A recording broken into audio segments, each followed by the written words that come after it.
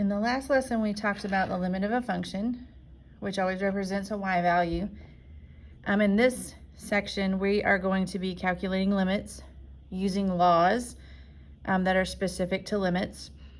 So we've got 11 of them here, and it says if the limit of f of x and the limit of g of x both exist, then the following are laws that we're going to be allowed to use. So if we have f of x and g of x, and we're trying to find the limits as x approaches the same number, so in this case x is approaching a, for both of them, then if we know the limit as it approaches a for f of x, and we know that answer, we can add that to the limit of g of x as x also approaches that same value. So we're going to be able to add those two different y values together to come up with our answer. The same thing is going to be true for subtraction, as long as we're approaching the same x value. It's also going to be true for multiplication. It's also going to be true for division. Now, the one thing for division is this, and that is that the limit of whatever the denominator is not going to be allowed to equal 0 for obvious reasons, because we can't divide by 0. So as long as that limit doesn't equal 0, we're in good standing.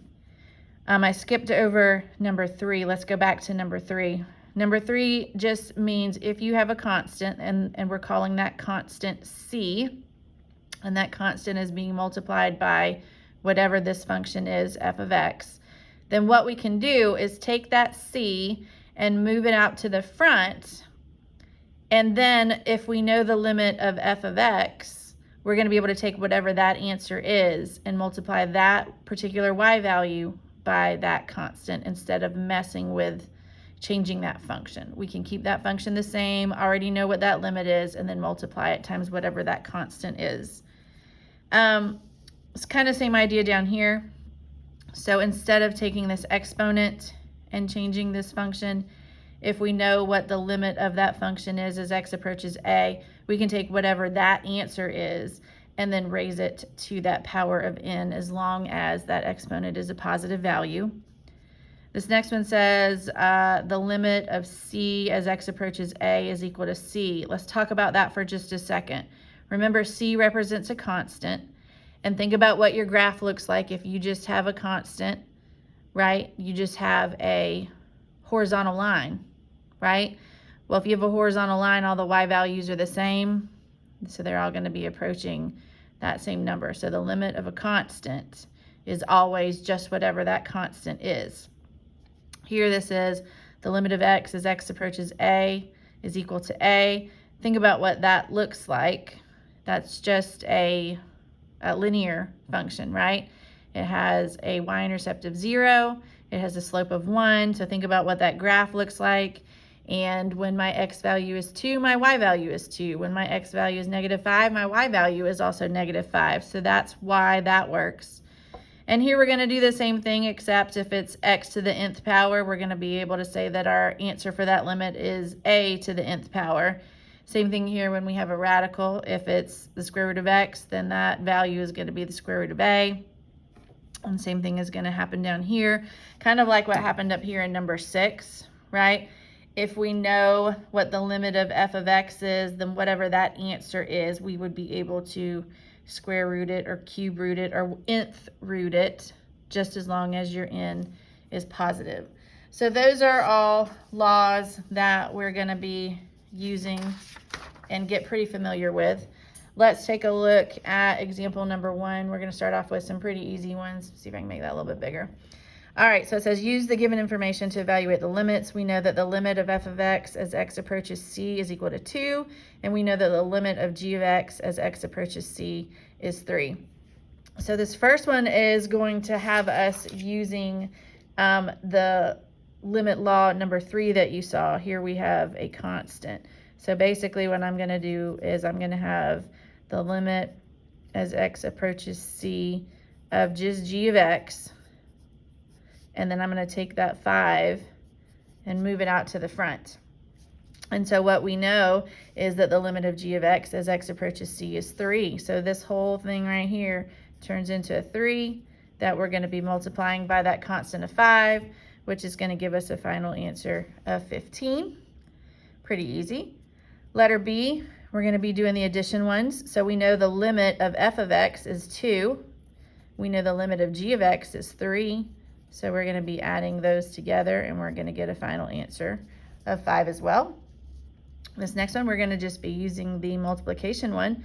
So the f of x limit is 2. The g of x limit is 3, and we're going to be multiplying those together, and we're going to get a product of 6. And then this next one, same idea. We're going to use that 2 and that 3, but we're dividing.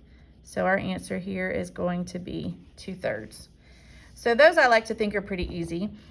It says for many well-behaved functions, evaluating the limit can be found using direct substitution. We really like direct substitution. In other words, whatever this number is that we're trying to approach, often we are allowed to just plug it straight into the function to come up with our limit. Now those well-behaved functions, we call those continuous functions. You can kind of think of a continuous function as if I'm drawing a graph, I never have to pick my pencil up from the paper. That graph is continuous, it's fluid. That's kind of just a real easy definition right now for continuous. So we're going to try out this direct substitution for these examples right here in example number 2. And so all we're doing here is we're going to be using direct substitution. So I'm going to take this 1 and I'm going to plug it in for the x. So instead of negative x squared, I'm going to have negative, and then I'm plugging in the 1 squared plus 1. And negative 1 squared is negative 1. And then negative 1 plus 1 is 0. So the limit for that is 0. Going to use direct substitution again for letter B. So we're just going to plug in that 3. So we're going to have the square root of 3 plus 1, which 3 plus 1 is 4. And then we're going to have that over a denominator of 3 minus 4. And 3 minus 4 is negative 1. So this turns into 2 over negative 1. And so my entire limit here is going to equal negative 2. For this next one, we're going to plug in a 0. So we're going to have 3 times 0 squared plus 2 times 0. I know you guys can do this in your head. You'd end up with a 0 plus 0. So we're going to get a y value of 0. We're going to do 0 again for this one. So we're going to have 3 times 0 squared minus 2 times 0 times h. Notice, oh, no. Oh, my goodness. Oh, your teacher needs to pay attention. Okay, sorry. I was about to warn y'all, hey, you should pay attention. Then I realized I did not pay attention. We are going to be substituting the 0 in for h, not x. So let me fix that up. So that means the x isn't changing. So we're going to have 3x squared minus 2x times 0 plus 5 times 0. So we get this 3x squared. And then back here, 2x times 0 is just going to turn into a 0. And the 5 times 0 is also going to turn into 0. So we're going to get a final answer here of 3x squared. So that is a great reminder. You got to pay attention. I did not pay attention. So pay attention to what letter. So if you have multiple letters, you don't plug it in for the wrong letter like I just did. All right, this next one, we only have one letter. Thank goodness. We're going to be using direct substitution. We're going to plug in a 5. So everywhere I see an x, I'm plugging in a 5. So 2 times 5 squared is going to give me 50. 3 times 5 is 15. And so 50 minus 15 is 35. And 35 plus 4 is 39. All right, and this next one, and I know it's really kind of hard to tell because the font is so small, but we're using x approaching negative 2. So I'm going to be plugging in a negative 2 everywhere I see an x. So bear with me for just a second while I do that.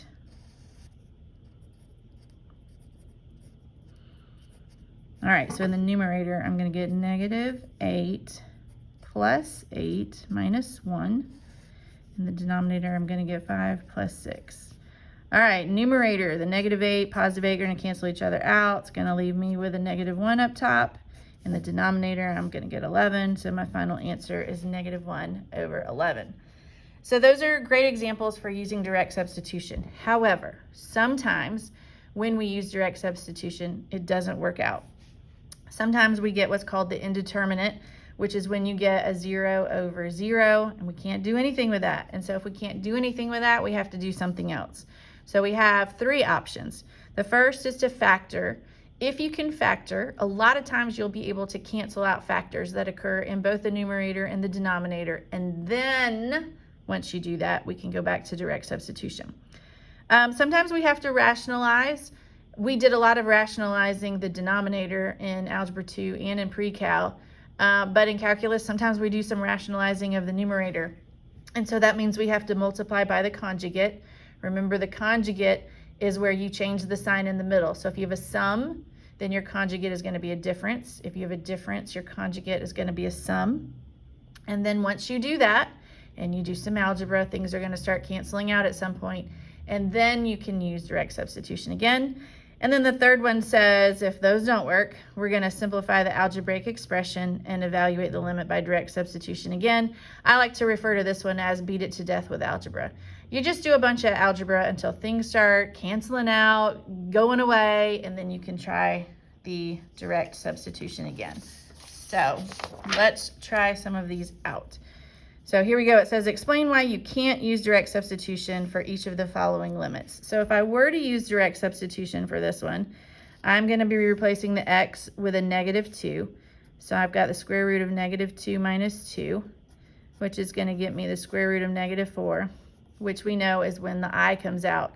So because this isn't a real number, that is why direct substitution does not work, because this -2 right here actually would not be in the domain of this function. Remember what that would look like?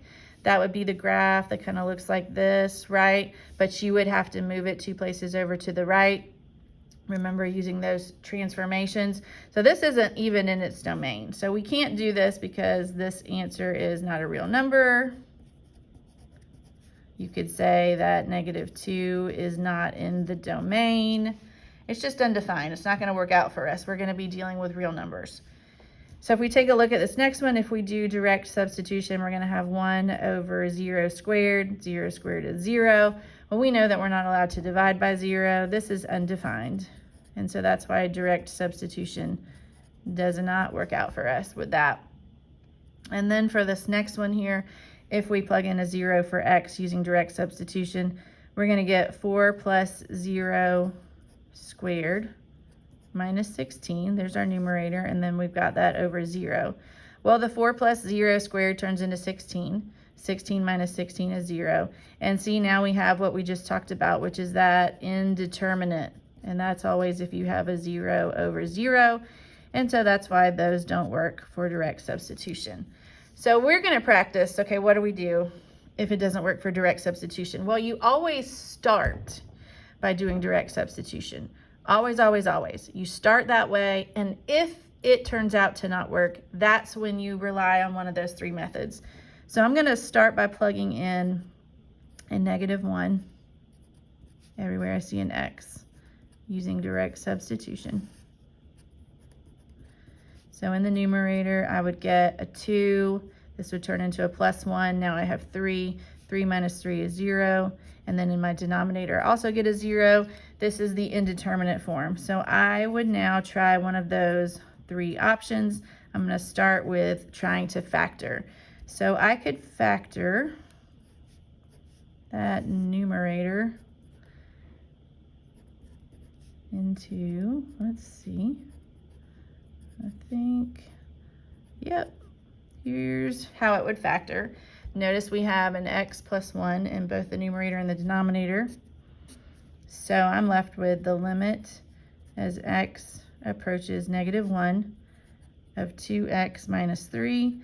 And this is where we now get to go back to doing direct substitution. So I'm going to plug in a -1 in place of the x. And so that gets me -2 minus 3, which is -5. And so now I have an answer. So I factored, canceled some stuff out, went back to direct substitution, and was able to come up with an answer. Let's take a look at this next one. Again, we always start with direct substitution. We are approaching 3, so I'm going to be plugging a 3 in for x. So in the numerator, 3 plus 1 is 4. Square root of 4 is 2. 2 minus 2 is 0. Denominator, 3 minus 3 is also 0. Indeterminate. Okay, so I can't factor this, and I see a radical, which leads me to believe that I'm going to have to do some rationalization. Well, we did a lot of rationalizing the denominator, but here we're going to rationalize the numerator. Remember, that means conjugate. So I'm going to be multiplying both the numerator and the denominator by the square root of x plus 1 plus 2. Remember, if it's a difference, you change it to a sum. All right, now what I like to do is, if I take a look real quick at the denominator, I'm not actually going to try foiling or any of that out. I'm just going to rewrite it. I've got this x minus 3, and then I have another factor of the square root of x plus 1 plus 2. Sometimes if you do too much at the beginning, it really hurts you in the end.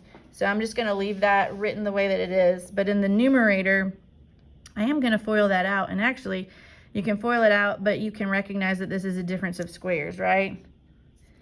We've got one with a minus and one with a plus.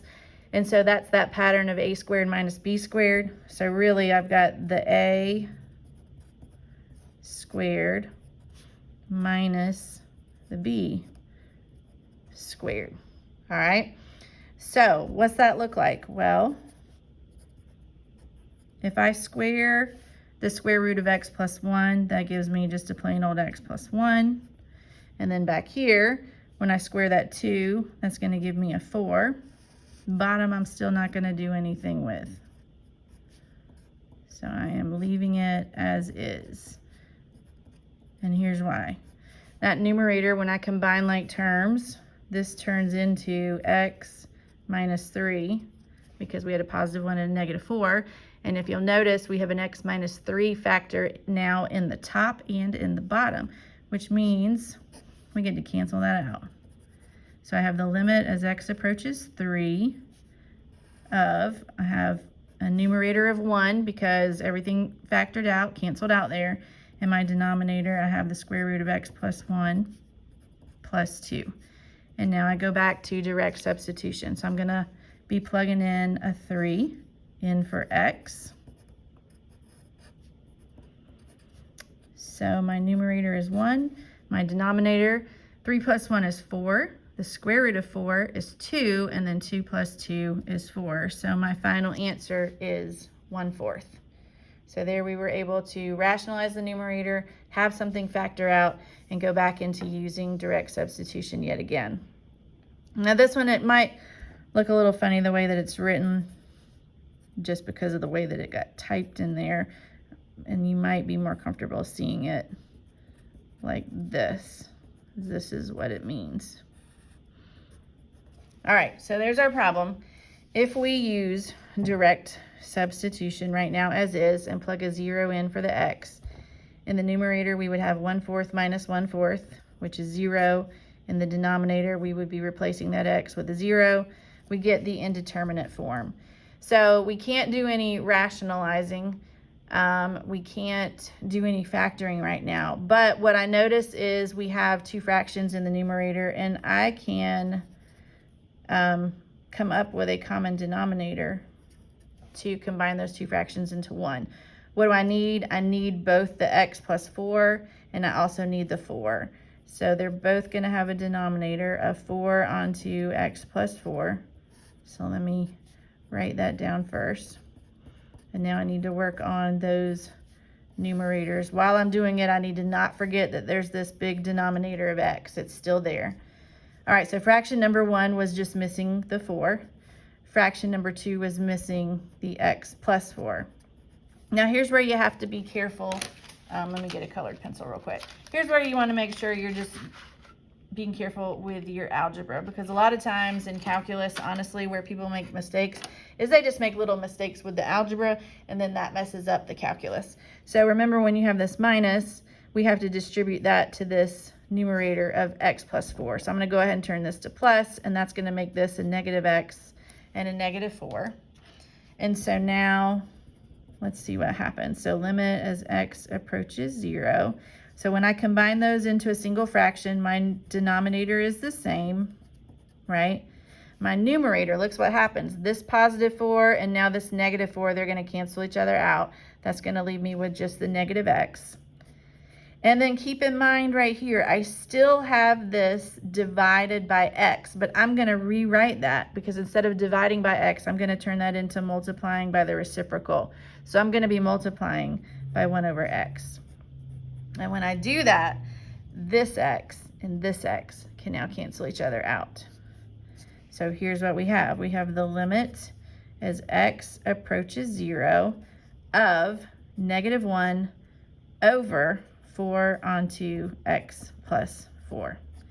Once you notice something has canceled out, that's usually an indicator this is the time that we're going to go back into direct substitution.